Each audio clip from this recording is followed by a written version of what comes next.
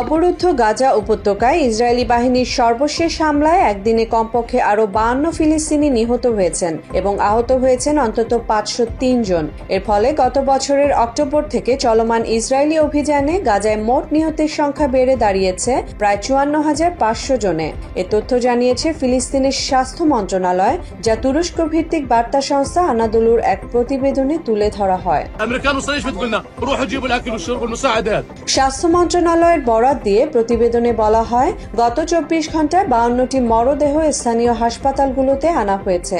একই সময় আহত হয়েছেন আরও 5 শতাধিক মানুষ, ফলে মোট আহতের সংখ্যা পৌঁছেছে 1,24,693 জনে।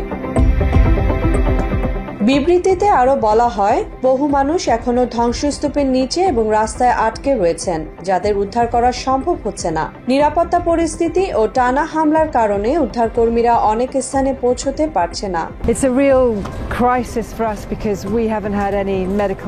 উল্লেখ্য, চলতি বছরের জানুয়ারিতে গাজায় একটি যুদ্ধবিরতি ও বন্দি বিনিময়ের চুক্তি কার্যকর হয়েছিল, কিন্তু গত 18 মার্চ ইসরায়েল একতরফাভাবে সেই চুক্তি বাতিল করে ফের ব্যাপক হামলা শুরু করে। এরপর থেকে বিমান ও স্থলপথে চালানো আক্রমণে নিহত হয়েছেন আরও 4,201 ফিলিস্তিনি এবং আহত হয়েছেন অন্তত 12,652 জন।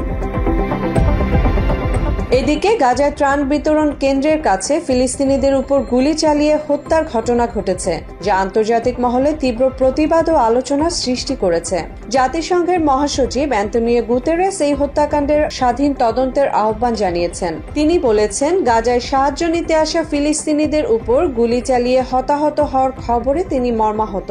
তিনি এই ঘটনার তাৎক্ষণিক ও স্বাধীন তদন্তের দাবি জানান এবং দোষীদের আইনের আওতায় আনার আহ্বান জানান। Criminal looting yet again. We and our partners continue to call for the full lifting of the restrictions on aid. এর আগে 2023 সালের নভেম্বরে আন্তর্জাতিক অপরাধ আদালত গাজায় যুদ্ধ অপরাধ ও মানবতা বিরোধী অপরাধের অভিযোগে ইসরায়েলি প্রধানমন্ত্রী বেঞ্জামিন নেতানিয়াহু এবং সাবেক প্রতিরক্ষা মন্ত্রী ইয়োভ গ্যালান্টের বিরুদ্ধে গ্রেফতারি পরোয়ানা জারি করে। এছাড়া ইসরায়েলের বিরুদ্ধে আন্তর্জাতিক বিচার আদালতে গাজায় গণহত্যা চালানোর অভিযোগে মামলা চলমান রয়েছে। মুসলিমা জাহান নিতু, বাংলা এডিশন।